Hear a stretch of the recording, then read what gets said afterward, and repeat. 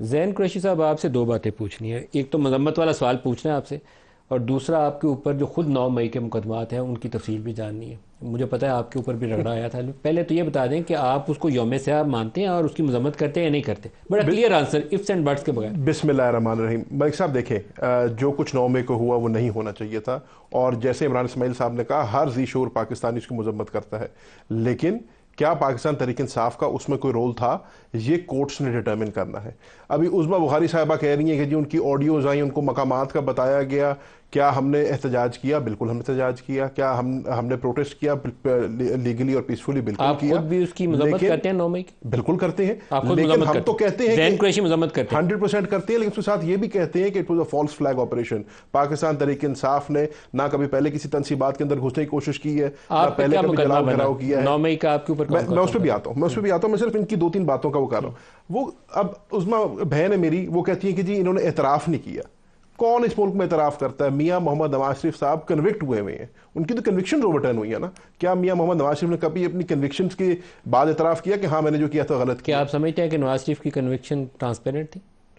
जो भी थे तो कोर्ट का फैसला है ना। Fact of the matter is कि मियां साहब कन्विक्ट हुए थे। वो अब नहीं मोहतरमा नहीं, बेनजीर भुट्टो की एक टर्म थी, अल्लाह उनको जन्नत नसीब करे, वो कहा करती थी कैंगरू कोर्ट्स। तो ऐसे ही है। ये बात फैसले कैंगरू कोर्ट्स के होते हैं। बात ये बिल्कुल नवाज होती है शरीफ और वाला नहीं होने फैसला भी वही चाहिए। था। आपको पता है, मैं तो on public record having said कि ऐसा नहीं होना चाहिए। हमें अपने लीगल सिस्टम को पोलिटिसाइज नहीं करना चाहिए, पॉलिटिकल वेपनाइज टूल की तरह नहीं इस्तेमाल करना चाहिए। मैं बात जो कर रहा हूँ वो मैं इनकी जवाब दे रहा हूँ। वो कह रही है कि जी मुराद सईद साहब को आज आपने सेनेट की टिकट दे दी है।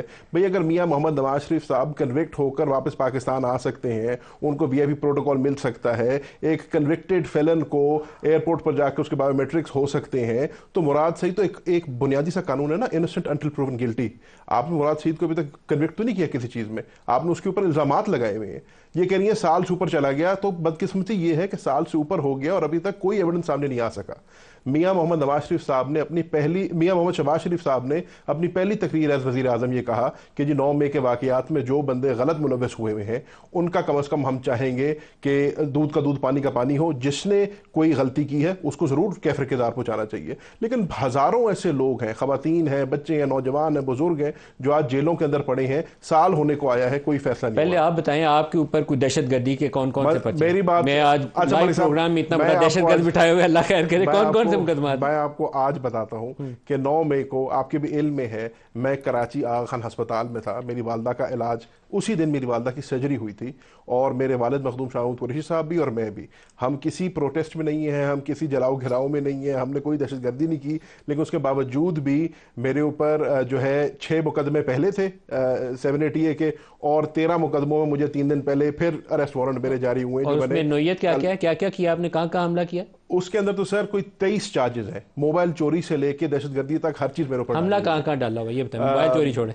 12 केस, अब ये जो नए हैं उसमें 12 केस जो है पिंडी के हैं, और एक पिंडी केस में कौन कौन सा? जीएचक्यू भी है? जीएचक्यू जीएचक्यू शामिल और है? एक फैसलाबाद का जो हमारा आईएसआई हेडक्वार्टर का केस है। आपने उसी दिन फैसलाबाद में आईएसआई के ऑफिस को भी अटैक किया नहीं और सर, जीएचक्यू को भी अटैक नहीं, किया? मैंने उसी दिन आईएसआई के ऑफिस को भी अटैक किया, उसी दिन मैंने जीएच को भी अटैक किया, उसी दिन मैंने जिना हाउस को लाहौर में भी अटैक किया, उस केस में भी मुलविस हूं, और उसी दिन मैंने मुल्तान में भी अटैक किया। तो मैंने मोस्ट वांटेड तो मेरे पास बैठे हुए हैं, तो एक ही दिन में मैंने अजमा 5 की जगहों जो पे गवर्नमेंट है, अटैक किया। अजमा की हुकूमत को चाहिए कि फौरी तौर पर रेड करे इस वक्त।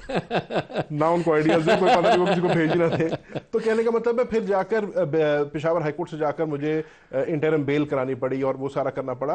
पेशावर हाईकोर्ट क्यों गए? आपके मुकदमात अगर लाहौर या इस्लामाबाद में, तो इधर क्यों नहीं आया? क्योंकि इधर मैं आ नहीं सकता था, वो रेस्पॉन्स इशू हो गए थे ना।